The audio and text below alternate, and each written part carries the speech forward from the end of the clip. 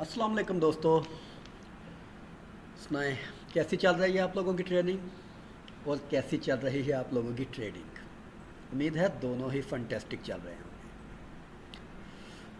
आज हम किसी पेयर का एनालाइज नहीं कर रहे, बल्कि आज का जो हमारा वीडियो है उसमें हम एक बहुत ही क्रिशल टॉपिक है फॉरेक्स ट्रेडिंग के रिलेटेड, और बहुत ज़्यादा लोगों को उस टॉपिक को अंडरस्टैंड करने में और उस प्रॉब्लम को फेस करते हुए उसको ओवरकम करने में बहुत ज़्यादा डिफ़िकल्टी पेश आती है। तो आज हम डिस्कस करेंगे कि इस डिफ़िकल्टी को हम कैसे कम कर सकते हैं और कैसे इस चीज़ को अंडरस्टैंड करके हम मार्केट से ज़्यादा प्रॉफिट ग्रैब कर सकते हैं, और अगर किसी वजह से हमको लॉस होता है तो हम कम से कम लॉस में से निकल सकते हैं। तो वो चीज़ है सेम डायरेक्शन करेंसी पेयर्स, यानी कि ऐसी करेंसीज जो कि सेम डायरेक्शन में आमतौर पर मूव करती हैं। जो हमारे लोकल पाकिस्तानी या इंडियन फॉरेक्स ट्रेडर हैं वो आमतौर पर मेजर करेंसी पेयर्स में ही ट्रेड करते हैं या मेजर करेंसीज में ही ट्रेड करते हैं। मेजर करेंसी पेयर्स वो होते हैं जिनके साथ यूएसडी लगे, ये तो सिंपल सबको पता है। लेकिन जो 8 मेजर करेंसी हैं आमतौर पर हमारे पाकिस्तान और इंडिया के जो फॉरेक्स ट्रेडर हैं वो ज़्यादातर उन्हीं 8 करेंसी में ही ट्रेड करते हैं, चाहे वो मेजर कैटेगरी में ट्रेड करें या चाहे उन 8 के आपस में क्रॉस बना के ट्रेड करें, जो कि टोटल 28 पेयर बनते हैं।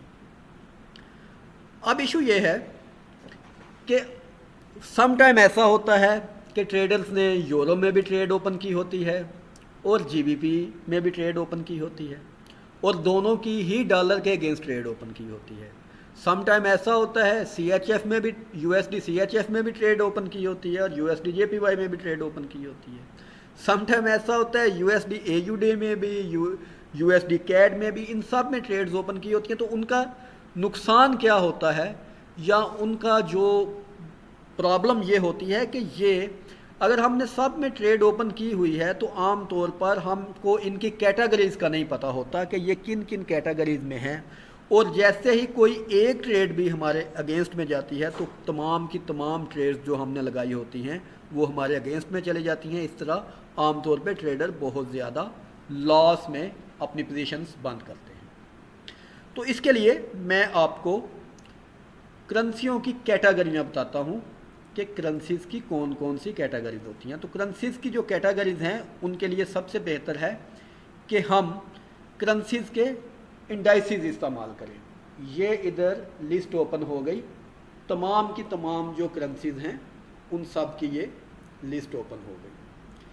इनके इंडाइसिस जो होते हैं यानी कि सिंगल करेंसी इंडाइसिस, वो हम ट्रेडिंग व्यू पे आसानी के साथ सर्च कर सकते हैं। जैसे कि आमतौर पे डॉलर के इंडेक्स का तो सबको पता होगा कि DXY उसको कहते हैं।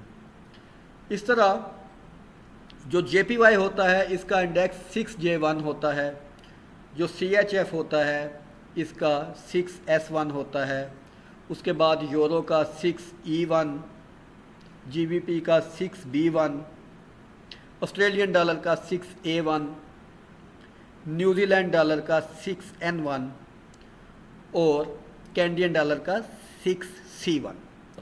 तो ये हमारे पास 8 की 8 जो मेजर करेंसीज हैं वो आ गई। अब जो नेक्स्ट स्टेप होता है वो ये होता है कि इनमें से हर एक की एक डिफरेंट कैटेगरी होती है, या दो दो तीन तीन मिला के एक एक कैटेगरी की करेंसी बनती हैं, और वो जो कैटेगरी होती है वो हमेशा एक ही डायरेक्शन में अपनी मूव करती है।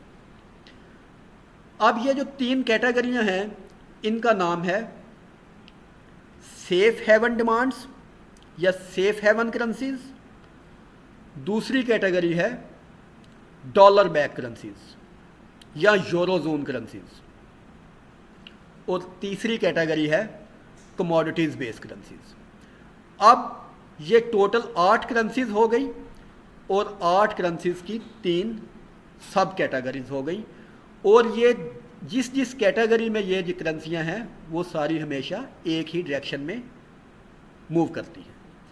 तो जो सेफ हेवन डिमांड है या जो सेफ हेवन करेंसीज हैं उनमें 3 करेंसियाँ आती हैं, डॉलर, JPY और CHF।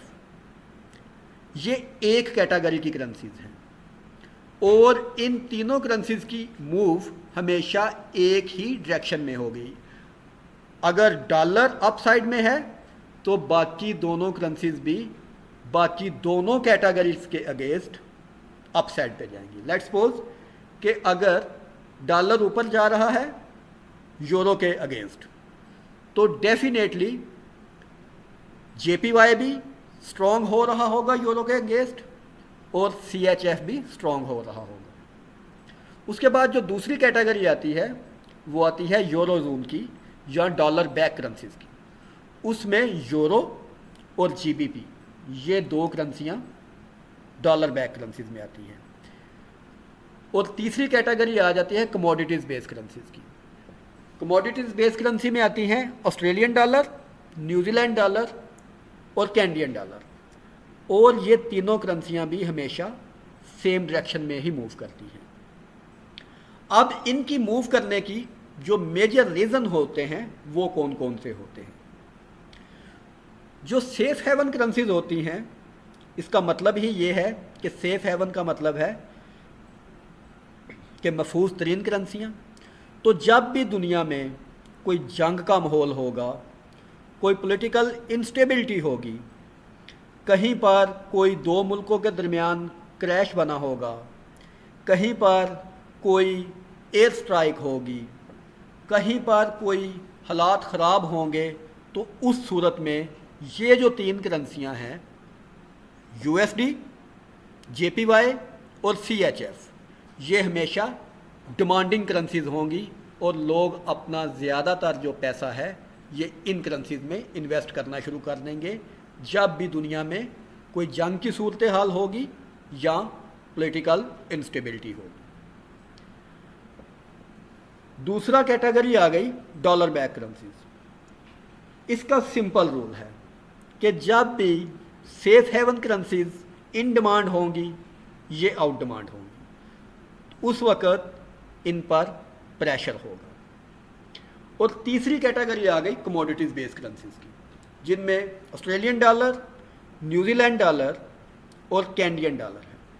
तो जब भी दुनिया में कोई एक्ट ऑफ गॉड होगा, कोई बड़ी सुनामी आएगी, कोई कहत आएगा, कोई जल्जला आएगा, कोई ऐसा इम्पैक्ट होगा जो पूरी दुनिया को हिला के रख दे और जिसमें डिमांड एंड सप्लाई में कोई खलल आए, जिसमें अशियाए खुर्दोनोश में की ज़रूरियात बढ़ें या कोई कम हो जाएं, उस वक़्त इन तीनों करेंसीज में उतार चढ़ाव आएगा। कोई सुनामी आ जाए तो उस वक़्त क्या होगा कि दुनिया में जो सप्लाई एंड डिमांड, जो ख़ुराक का सप्लाई एंड डिमांड होगा वो डिस्टर्ब हो जाएगा, तो उस वक़्त इन तीनों करेंसीज की डिमांड बढ़ जाएगी, क्योंकि जो मेजर दुनिया के जो कमोडिटीज़ प्रोवाइडर हैं ये 3 करेंसियाँ हैं और इन 3 करेंसियों में उनकी ट्रेड होती है।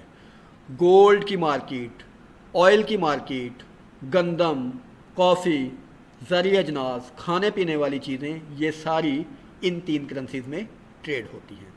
तो ये हो गई करेंसियों की कैटेगरी। अब अगर हम एक ही वक्त में फ़र्ज करें कि हम डॉलर के अगेंस्ट एक ही वक्त में एक ही कैटेगरी की 2 करेंसीज को बाय कर लेते हैं। लेट्स सपोज कि यहाँ पर हम देखते हैं कि USD, यूरो USD और GBP USD दोनों हम देखते हैं कि हमेशा एक ही डायरेक्शन में सफ़र करती हैं। ज़रा इनका मूव देखें,